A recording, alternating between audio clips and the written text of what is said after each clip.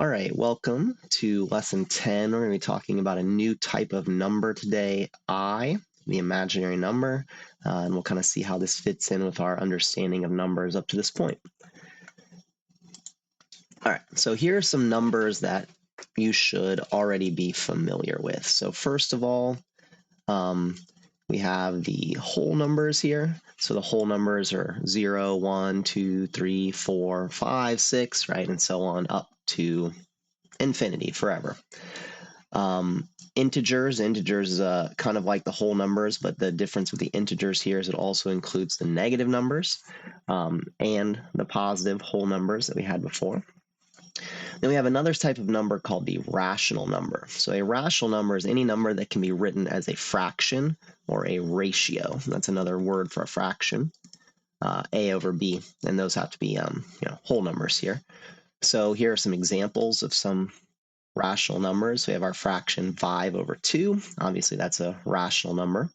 -4, so even an integer can be considered a rational number, right? Because you can always write integers or whole numbers as a fraction like this, -4 over 1. Decimal values, right? Terminating decimal values also can be written as a fraction because we have a base 10 number system. This represents 5 and 7/10.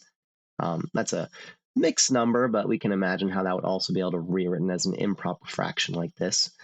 And then finally, even repeating decimals like this, 0.3, you may be familiar with this as being 1/3. If you use your calculator and you do 1 divided by 3, you get this repeating decimal like that. But anyway, it can be written as a fraction or a ratio. Many numbers that we're familiar with are rational numbers, right? They include the integers, they include the whole numbers, they include decimals, they include fractions, they include a lot. Basically, everything that we talked about up here is included within the rational numbers. And then finally, we get to this second set over here, the irrational numbers. This one's trickier to understand, but we have run into quite a few of these up to this point. So any number that cannot be written as a fraction. So we have this one here, the square root of 2. That is a number that cannot be written as a fraction. It's pretty hard to prove that. It's kind of a more an advanced math topic, but basically when we do take the square root of this, our calculator gives us a decimal approximation out to maybe 7 or 8 decimals, but it cannot be written as a fraction. Technically, it is a never-ending, non-repeating decimal here. Another irrational number you're probably familiar with is pi. Pi being that constant, people like to memorize digits of pi. 3.14159 are a few of them. But again, this is another irrational number. Another one you may have seen is e. E is the exponential. E is another constant similar to pi, but it's also irrational.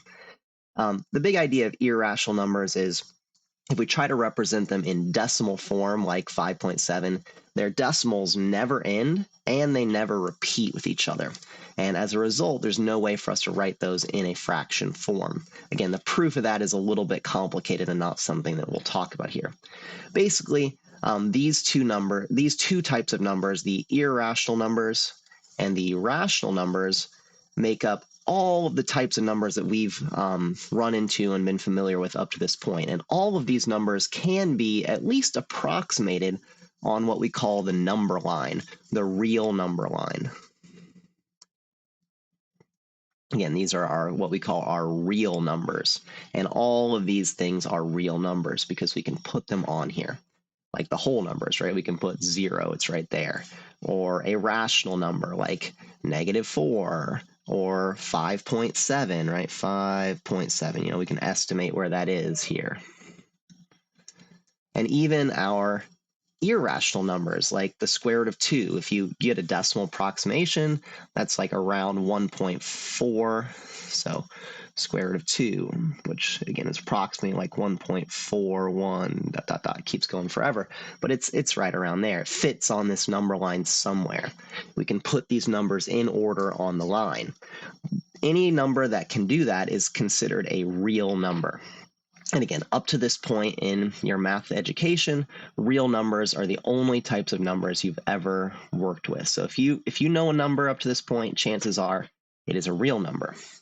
However, that's not everything, and we're going to look at a new type of number today. All right, so again, numbers on the number line are called real numbers. So here's our number line. We'll go ahead and take a look at this first question. The equation x squared equals 9 has two real solutions. X squared equals 9. Hopefully we already know these solutions, right? We've learned a couple different ways of solving these. One of them, just sort of by looking at it and our knowledge of squaring and stuff like that, can help us figure out that one of the solutions here would be 3, right? Because 3 squared is equal to 9. However, it's also true for -3, because if you do -3 squared, you also get +9. And those solutions, again, fit here and here on our real number line.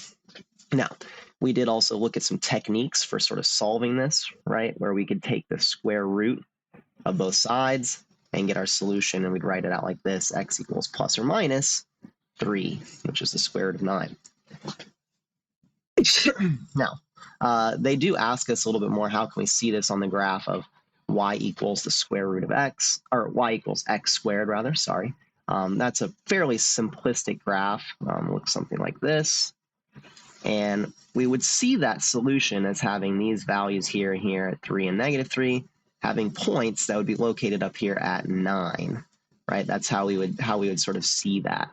Those solutions, if you plug them in for x and you square them, right, you get value of 9, and they have corresponding coordinate points on this parabola here.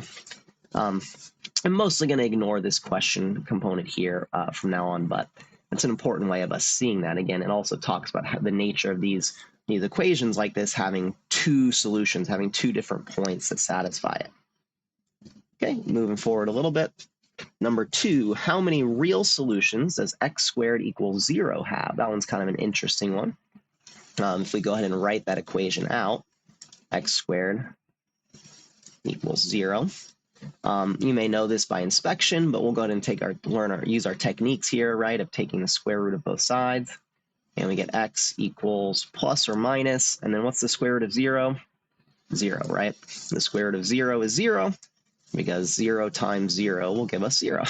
A lot of zeros in that statement. But that's kind of a confusing statement, plus or minus 0, right? 0 is neither positive or negative, so really what this is saying is that there's only one solution, x equals 0. And we can sort of see that on our number line right there, x equals 0. And again, if we kind of go back to the graph, I'll sketch that out really quickly. We have our graph here. There's only going to be one point on this graph right here at 0. At this point, which is 0, 0, it's 0 on the x and 0 on the y. When I square this value, the only point that it hits is this one location, which again has that y value of 0. And last question here, x squared equals -1. How many real solutions does this have? Okay, well, let's kind of think about it. Let's go ahead and do our technique that we did up here, where we take the square root of both sides and problem, right? What in the world are we supposed to do right here? What is the square root of -1?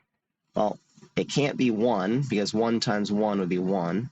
And it also can't be -1, because -1 times -1 is also 1, right? There's no number, no real number, that when I square it, gives me the value of -1. That's where we have to create a new thing, right?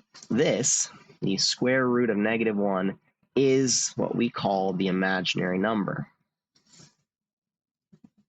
Now, the terminology imaginary is a little bit confusing. A lot of people think like, oh, that means it's fake. It doesn't mean anything. It's stupid. It has no value. Maybe you don't think all of those things, but imaginary kind of is synonymous with fake. So I don't want you to think that way. The square root of -1 is a very real thing, a tangible thing that we can work with, and it follows all of the rules of mathematics that we've kind of learned up to this point, but it's working with them in a little weird way because there isn't a real number answer for this, right? No number that we've run into yet actually solves this. And so we use a symbol to represent this quantity. We call it I, the imaginary number, usually like a little italicized, curly bottomed I. And so that equals the square root of -1. So in this case, our solution here is I, the imaginary number. Again, not a real number though, right? It says how many real solutions this have. And how can we see this on our graph? If we go back up here to this graph, right, -1 would be down here. you can see there are no points on this parabola graph, y equals x squared, that satisfy this of having a y coordinate of -1, right? And that's another way of us seeing that this has no real solutions. Its only solution is this idea of an imaginary number. Now, technically, again, this should be plus or minus, but we'll talk about that later. Okay, moving forward. This diagram shows an arrow that represents the square root of -1. Again, remember, we call that also I. We say that equals I. And you can see this arrow right here. And what you'll notice is we have a number line. This number line still represents the real numbers, right? And this number line here represents the real numbers. But we have some height to this, right? We have another dimension that's being added. We're not just looking at line where we can move left and right and we plot our real numbers on there. We have another, really it's another axis here. We have another axis. And this axis, I'll kind of mark it right here, represents the imaginary numbers. These are the imaginary numbers along this axis. And you can see, again, I'll sketch in this arrow here a little darker. This represents our first imaginary number. It's elevated up off of our number line. It's not on the number line that represents the real numbers. It's in its own space. Draw an arrow starting at 0 that represents 3 times the imaginary number. Well, let's think about this in terms of the real numbers first. If I had a number like 2, and I wanted to represent 3 times 2 on the number line, I would be taking this distance here, and I would be tripling it. I'd making it 3 times longer. So I would have to take this line, and I'd have to extend it out so it's twice as long, 3 times as long, and we'd end up at 6. And we know that that's the case, right? That that's 6. So this idea of sort of stretching works on our normal number line, right? The distance that we are away from 0 gets stretched by a factor of, well, what are we multiplying by? In this case was 3. So if we want to represent this, we need to take that line that represents square root of -1, our imaginary number, and we need to stretch it, right? So we need to take this number and stretch it up 3 times higher so that it's up here. And this number here represents 3 times the square root of -1. Another way that we will write that is 3i, again, because 3 is 3, and then the square root of -1 is our definition for I, the imaginary number. Finally, it says, draw an arrow starting at 0 that represents -5 times the square root of -1. Oh, that's a little bit tricky. Let's again go back to our real numbers here as a way of kind of thinking about this. So I'm going to erase some of the stuff that I have here. So let's think about our real numbers. Let's say we have the number, we'll do a 2 again, right? What happens when I multiply that value by -5? Well, we're going to stretch because we're doing multiplication. But how does this negative affect it? Again, I'm going to use our knowledge of multiplication already to help this out. When I do this simple multiplication, I should get -10, right? -5 times 2 is -10. So in a sense, this multiplication takes our number here from 2, it flips it in the other direction to be pointing in the negative direction, and stretches it out so that it's 5 times longer, right? Because we have 1, 2, 3, 4, 5 times we have that distance of 2. So we're stretching it, so it's 5 times longer, but we're also flipping it to be in the negative direction of our real numbers versus being in the positive direction of our real numbers. Well, the same thing happens with imaginary numbers, right? If I multiply an imaginary number, which was what we're doing right here, we're doing -5 times the square root of -1. Well, we're gonna start with that square root of -1, which is right here. And we're going to stretch it to be 5 times longer. So instead of only going up 1 block, we're going to be going up 5. But we're also going to be flipping it to go the other direction. So instead of going in the positive direction on our imaginary number axis, we're moving down in the negative direction. So it's going to look like this. 1, 2, 3, 4, 5. And that's where it would be located. This is -5 times the square root of -1. Or, using our other notation, this would be -5i. Okay, so this kind of lets us see how the real numbers and the imaginary numbers can both be shown on the same coordinate grid system. We have our imaginary numbers on the y-axis up and down, and we have our real numbers on the x-axis horizontally. We're going to look in the future, what's going on like here? What is this number? It's not purely imaginary because it's not on the imaginary number axis, but it is going up. It's not on the real number line, so it's not a real number. And it's not a real number because it's not on the real number line, but it's not an imaginary number. It's some sort of hybrid of it. It has a part that is real and a part that is imaginary. And this is something that we call a complex number. Just to sort of give this one away, this number would be 6, its real part, and then 1, 2, 3, 4. This right here is 4i, this location. So 6 plus 4i. This is a complex number. It has both a real part moving along the real axis and an imaginary part, again, moving up and down all in this new imaginary axis that we've created. Pretty weird stuff, but again, that is something that we'll be looking at in the future.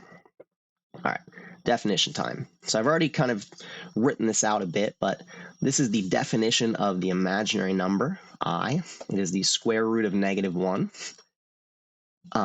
We're going to often write this as I so that we know we're dealing with an imaginary number, but we do need to keep in mind that this is really what it represents. It represents a square root with a -1 on the inside of it. And when we perform operations with I, when we multiply it, add it, whatever we're doing, we have to keep in mind this is really what we're working with, and we have to follow the rules here. So for example, if I were to take I and raise to the second power, I need to keep in mind what's really happening is I am taking the square root of -1 times the square root of -1. Right? I'm squaring what I is equal to, I'm multiplying it by itself. Now, again, another way of sort of writing that is the square root of -1 squared. And what happens when you square something and you take the square root of it? They cancel out. We get -1. So when I square I get -1. That happens. That's weird. I took the imaginary number, I squared it, and I got a regular number. That's just a normal, everyday, real number, -1. Pretty weird stuff. So I squared equals -1. And all kinds of weird stuff happens like this when we're working with real numbers and imaginary numbers. Okay? Something to keep in mind. Moving forward, a couple vocabulary terms here. An imaginary number is a number on the imaginary number line. It can be written as bi, where b is a real number and I squared is -1, or alternatively written that I is the square root of -1, right? That's our definition both ways here. A real number is a number on the real number line. So again, the real number line, that's our horizontal component here. These are the reals, and our imaginary numbers are on this vertical axis. These are our I's. So if we have a number on this line, it is a real number, and if we have a number on this line, it is an imaginary number. Kind of cool. All right, let's go ahead and do a couple quick examples of some things that we can do with I. So here we have two imaginary numbers, 3i and 5i. They're imaginary number, right? They have a 3, a real number part, attached to a I, making an imaginary number. And we're going to add those together. Turns out, pretty easy to do. These are just like adding 3x plus 5x. We add those together, we get 8i. Same way this would be 8x. So when you're adding, it's kind of like combining like terms.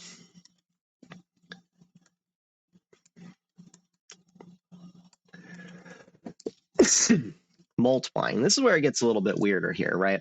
What would happen if we multiplied 2x times 4x? Well, let's just do this really quickly, right? You multiply the coefficients, 2 times 4, which gives you 8, and then x times x is x to the second power. Well, that's what happens here. I multiply these together, 2 times 4, I get 8. I times I is I squared. However, remember, I squared is the square root of -1 squared, which cancels, which means this is -1. So this is simply -1. So we get 8 times -1, or -8. So when I multiplied two imaginary numbers together, I got something that was not imaginary anymore. It doesn't have an I with it. It actually is just a real number. So when you multiply imaginary numbers, you're going to get I squared sometimes, and you'll need to make this substitution. Finally, how can we use this to help us simplify some square roots that have been bothering us up to this point? Well, we already know that we can split a square root up into a product, and that's just what we'll do here. -25 is the square root of 25 times the square root of -1, right? Because when I multiply these quantities together, I get -25. And fortunately for us, now this one, very easy to solve. The square root of 25 is 5. And the square root of -1, that's our definition for I. So 5 times I, or written together, 5I. So when we take the square root of a negative number, we are going to get I, an imaginary number, with a real coefficient with that. We'll just need to split it up like this, take the square root of the positive component, and then the -1 will become our I. Pretty cool stuff.